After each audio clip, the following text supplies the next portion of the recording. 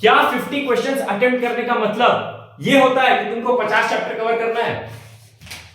नहीं भाई, तुम्हारा हर चैप्टर में बहुत बड़ा सॉलिड फाउंडेशन बनेगा, बहुत तगड़ा सॉलिड फाउंडेशन बनेगा। भाई ये सबसे ज्यादा मिसलीडिंग है, तुम्हारा revision.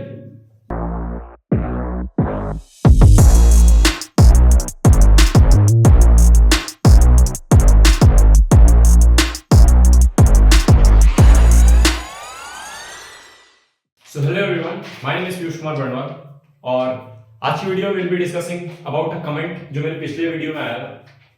And the comment goes like it's required to complete the syllabus till November, और फिर पूरा दिसंबर बैठ के रिवीजन करना चाहिए। जेईई में जनवरी अटेम्प्ट अच्छा हो जाएगा, फिर एडवांस की तैयारी के लिए बहुत टाइम बचेगा।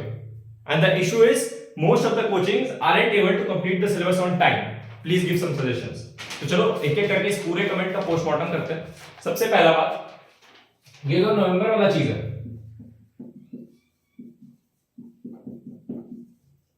कि it's required to complete the syllabus till November, it's not for everyone.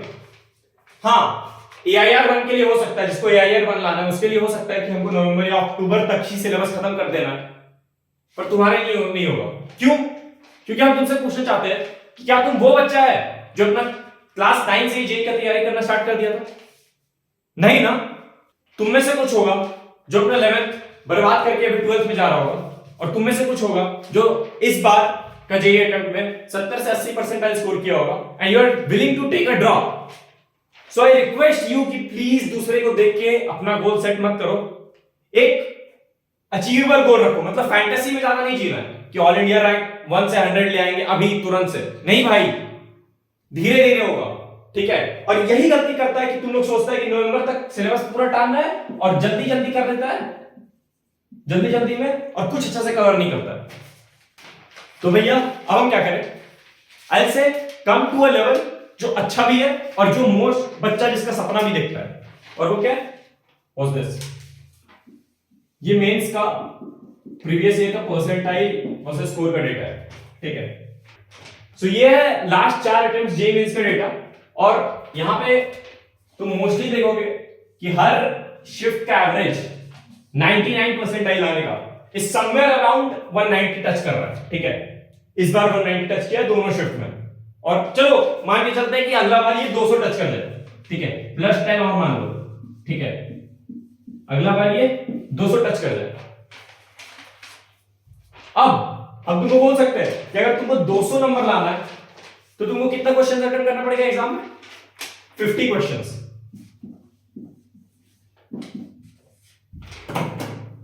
50 questions, ठीक है। अब क्या 50 क्वेश्चंस अटेम्प्ट करने का मतलब ये होता है कि तुमको 50 चैप्टर कवर करना है? नहीं भाई, क्यों नहीं? क्योंकि बहुत सारे ऐसे चैप्टर्स हैं, जैसे मैथ्स में हो गया matrices and determinants, vectors 3D, physics में हो गया थर्मोडायनामिक्स, करंट इलेक्ट्रिसिटी, और तुम्हारा केमिस्ट्री में हो गया कोऑर्डिनेशन कंपाउंड्स और केमिकल बॉन्डिंग। इससे एक से ज्यादा क्वेश्चन आते हैं भाई एक पेपर में। वेक्टर 3D से तो कभी-कभी 4 आ जाता है, मैट्रिसेस डिटरमिनेंट से 3 आता है, सीक्वेंस सीरीज से 2 आता है, करंट इलेक्ट्रिसिटी से कभी-कभी 2-3 आ जाता है। तो यू शुड बी टारगेटिंग कि अगर तुम्हें 50 क्वेश्चन अटेम्प्ट करना है तो 38 से 42 चैप्टर्स से तुम्हारा गेम हो जाएगा, ठीक है। अब कितना टाइम बचा है एग्जाम को? एग्जाम को बचा है 8 महीना। 8 महीना बचा है एग्जाम को। तुमको कितना, चलो वर्स्ट कंडीशन में ले रहे हैं कि तुमको 42 चैप्टर्स अटेम्प्ट करना है, 42 चैप्टर्स करके जाना है। 42 का मतलब हो गया मैथ्स में 12, फिजिक्स में 15, केमिस्ट्री में 15। अब बोलेगा भैया मैथ्स से क्या दुश्मनी है आपकी? भाई फिर अगेन वही बात बोलेंगे, रियलिटी को देखते हुए चलो। मैथ्स का पेपर कंपैरेटिवली टफ आ रहा है फिजिक्स और केमिस्ट्री से, ठीक है। फिजिक्स में 99 परसेंटाइल के लिए 90 के ऊपर स्कोर करना पड़ रहा है, केमिस्ट्री में 99 परसेंटाइल के लिए 75 के ऊपर स्कोर करना पड़ रहा है, और मैथ्स में 99 परसेंटाइल के लिए 55-60 से अबव स्कोर करना पड़ रहा है, ठीक है। तो रियलिटी देखते हुए चलना है।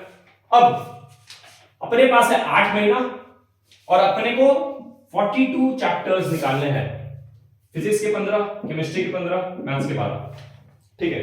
हर महीना कितना चैप्टर होगा? ऑन एन एवरेज हर महीना फिजिक्स का 2 चैप्टर, केमिस्ट्री का 2 चैप्टर और मैथ्स का सपोज कर लो 1.5 चैप्टर्स। ठीक है, मतलब मैथ्स में 2 महीना में कोशिश करना है कि 3 चैप्टर निकले। अब बोलोगे भैया फिर भी तो बहुत बड़ा नंबर आ रहा है, 16 चैप्टर्स, मतलब एक महीना में 2 चैप्टर कैसे पॉसिबल है? अब देखो पूरा तो नहीं बर्बाद किए होगे ना यार। अगर तुम 11 12 थोड़ा सा 2 महीना भी पढ़े होगे, या फिर अगर एक साल, अगर कोई 11 से 12 में जा रहा है, अगर तुम एक साल में 2 महीना भी सिर्फ पढ़े होगे, स्टार्टिंग में सीरियस होता है, कोई लास्ट में सीरियस होता है, तो तुम एटलीस्ट हर सब्जेक्ट से 2-3 चैप्टर तो पढ़े होगे ना यार अच्छा से, या फिर पूरा ही बर्बाद कर दिया। आई एम अज्यूमिंग कि 2-3 चैप्टर तुम अच्छे से पढ़े हो, ठीक है। तो इस 42 का मार्क में -8 चैप्टर करो, कितना चैप्टर बचा? 36। अब डुएबल सा लग रहा है थोड़ा सा, तो बस यार चीजों को डिवाइड करते हुए चलना है, कभी भी सिलेबस नहीं टालना है, कभी भी सिलेबस नहीं टालना है। इसका ये डिमेरिट होता है कि तुम जल्दी जल्दी में सिलेबस टाल देते हो और फिर जो पीछे कवर हो चुका होता है उस चीज का भी तुमको पूरा अच्छा से नहीं आता है, ठीक है। अब तुम बोलोगे कि भैया हमें कैसे पता चलेगा कि कोई चैप्टर एक पर्टिकुलर लेवल पे हमारा हो गया है, कैसे पता चलेगा? इसका एक चीज है, पहला तुमने अपनी उस चैप्टर की शीट की डीपीपी की एक्सरसाइज 1 पूरी लगा ली।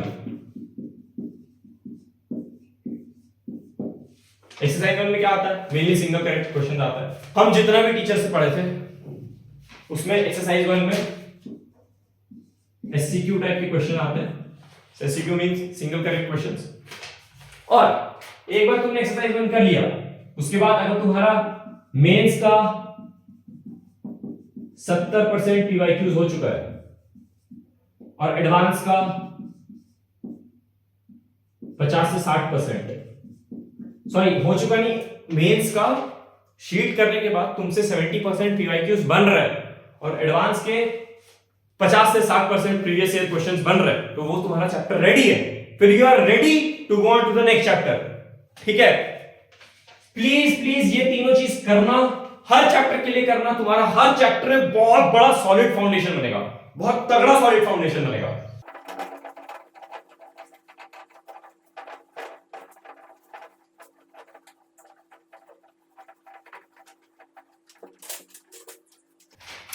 अब इस कमेंट के दूसरे पोर्शन पर आते हैं कि पहले नवंबर तक सिलेबस खत्म कर लेंगे, उसको तो पूरा भी खोल दिया तुम्हारे सामने कि कितना जरूरी है नवंबर तक सिलेबस खत्म करना और कितना नहीं। और दूसरा चीज, पूरा दिसंबर बैठ के फिर रिवाइज करेंगे। भाई ये सबसे ज्यादा मिसलीडिंग है, तुम्हारा रिवीजन कभी भी बाद में स्टार्ट नहीं होना चाहिए, तुम्हारा रिवीजन हर बार चलना चाहिए, हर बार मतलब अगर तुम आज से तैयारी स्टार्ट करो, तुम्हारा आज से रिवीजन चलना चाहिए। कैसे चलेगा आज से रिवीजन?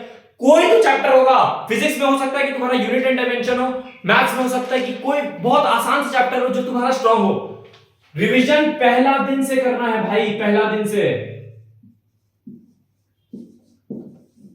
सिलेबस खत्म होने का वेट नहीं करना है कि पहले सिलेबस खत्म होगा उसके बाद रिवीजन करेंगे, उसको रिवीजन करना नहीं बोलते हैं, उसको बोलते हैं कि चीजों को वापस नए तरीके से पढ़ना, ठीक है। अब तुम बोलोगे कि भैया रिवीजन करें तो करें कैसे? पहला चीज जिससे तुम रिवीजन कर सकते हो that is short notes. Short notes क्या होता है? जब तुम चीजों को पढ़ते रहते हो, मतलब अभी तुम्हारा मान लो केमिकल बॉन्डिंग चल रहा है, ठीक है, लेक्चर 4 हो गया, लेक्चर 5 हो गया, कुछ इंपॉर्टेंट फॉर्मूलाज हो गए, कुछ इंपॉर्टेंट कंसेप्ट्स हो गए, जैसे टीचर्स भी कई बार बोलते हैं कि ये इंपॉर्टेंट कंसेप्ट है, इससे बहुत बार प्रीवियस ईयर क्वेश्चन रिपीट हो चुका है, तो उसको अपने शॉर्ट नोट्स में डालो और उसको ही रिवाइज करना है तुम्हें बाद में जाके, ठीक है। अब दूसरा चीज जिससे तुम रिवाइज कर सकते हो दैट इज जेईई मेंस और एडवांस के पीवाईक्यूज।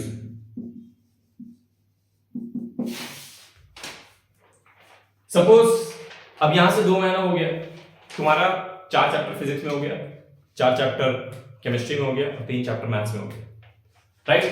अब कभी भी तुम मतलब आज तुम्हारा रिवीजन का स्लॉट है कि आज रिवीजन करना है, अच्छा रिवीजन का स्लॉट मतलब क्या? प्रॉमिस मी कि तुम एक स्लॉट बना लोगे अपने दिन का, a particular part of day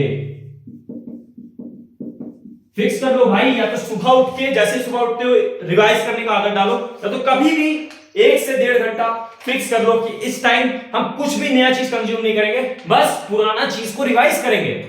it's better कि तुम 10 चैप्टर करके जाओ, बट 10 चैप्टर बहुत स्ट्रांग हो तुम्हारा, कि उस 10 चैप्टर से अगर कोई भी क्वेश्चन आए तो मेरा बने।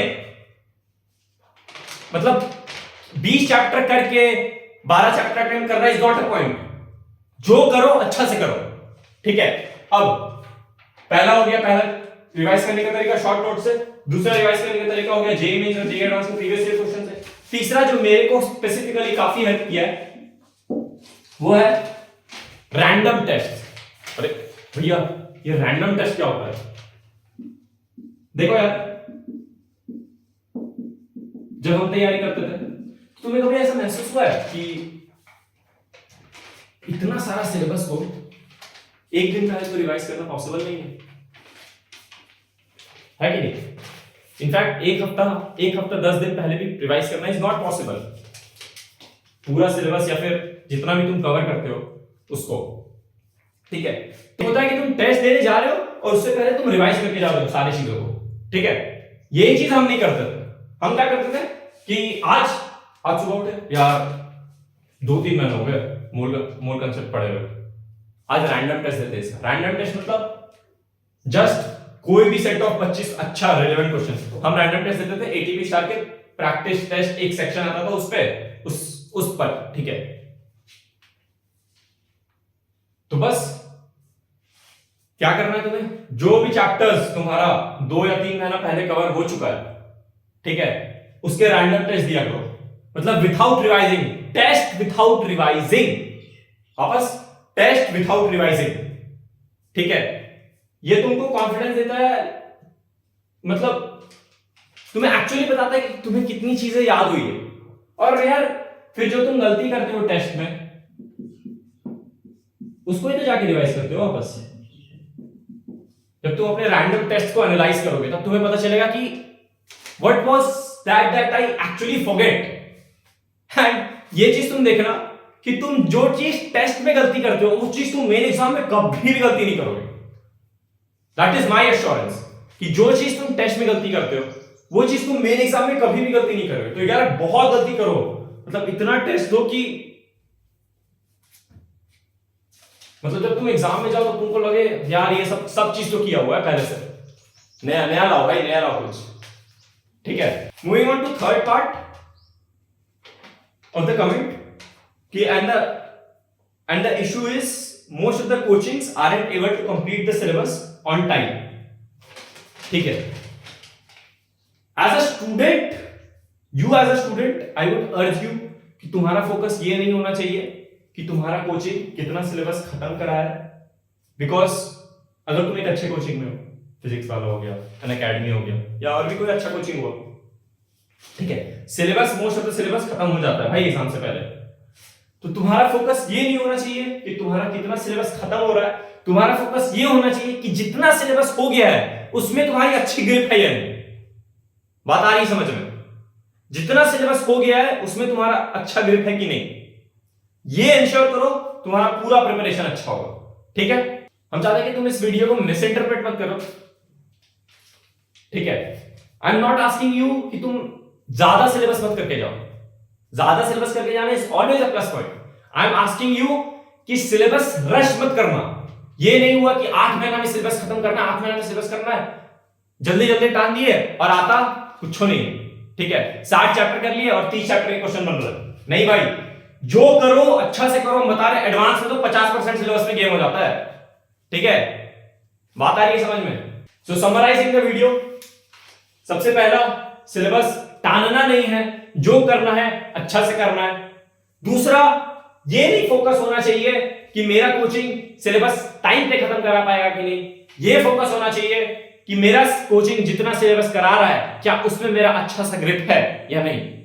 और तीसरा, रिवीजन स्टार्टिंग से करना है, एंड से नहीं, ठीक है। एक प्रॉपर टाइम होना चाहिए तुम्हारे दिन का जिसमें तुम सिर्फ रिवाइज ही कर रहे हो, आई बात समझ में? So yeah, that's it for this video. This is Piyush Kumar Barnwal signing off, and I'll definitely catch you up in the next.